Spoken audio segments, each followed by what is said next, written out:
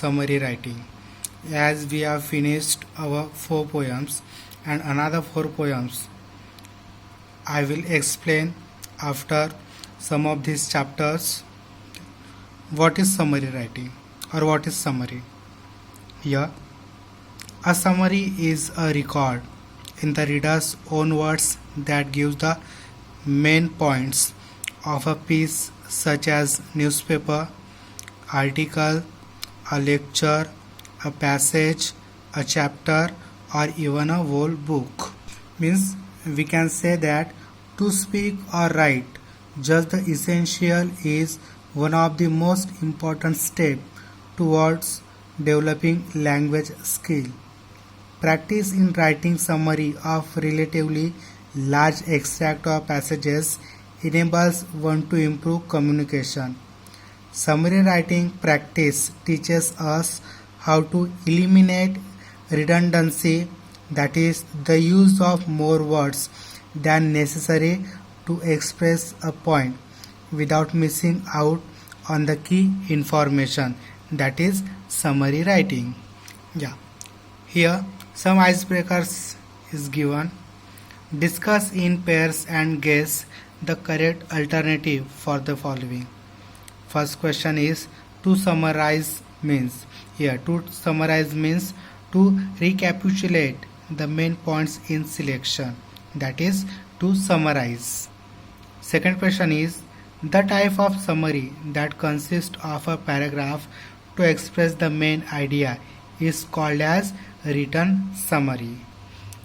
There are various ways to incorporating other writers' works into your own writing. They differ according to the closeness of your writing to the source writing. Match the ways of writing in brief given in column A with their descriptions in column B. Here we have 2 columns. Column A, it says ways of writing. Here we have 6 types of writing, and column B, it shows its description. Okay, let's see. First, summarizing means it includes main idea into one's own words. For summarizing we have to write answer number E. Then paraphrasing means it must be identical to the original and match the documents word by word. Precise writing means it includes taking broader segments of the source and condensing it slightly. Quoting means it includes not just the main idea but every details expressed clearly and to the point. Editing means it includes selections of proper lines from the given text for correction, condensation and organization. Then gist writing means it includes the most essential part or the crux of the matter. These are the writing format and its description. Here I have marked some words with its proper meaning. Now we are starting our main topic, summary writing. Brevity. Brevity means the use of brief expressions. Brevity is the soul of wit. It is one of the countless maxims coined by William Shakespeare. Here, maxim means a saying that widely accepted on its own merits. Here, William Shakespeare, a well-renowned dramatist, he coined a maxim, a phrase, that is, brevity is the soul of wit. It is relevant. Relevant means connection to speaking as well as writing. Brevity or concision. Concision, brief, is the cutting out of unnecessary words while conveying an idea. Whenever we speak about brevity or concision, it mostly cuts unnecessary words and unnecessary ideas. It aims to enhance. Enhance means increase communication by eliminating, remove. Then redundancy means repetition of messages without omitting important information. The main aim of brevity means summary writing is to enhance communication by eliminating all repeated messages or repeated words without omitting important information. We have to keep the information which is very important and we have to omit it, the repeated words. Summary writing is one of its kind that has been described as one of the elementary means easy principles of writing. Here, summary writing is the way in which we have to make our easy notes and we have to follow the easy principle of writing. To speak what is required and to write what is necessary is requisite. Requisite means necessary for relief or supply. Requisite towards the development of language skill. For summary writing, the most requirement is its supply, its development of language skill. It is important to the brief in written expression. To express in brief the main points of a written record is the summary writing skill and that can be developed by practice.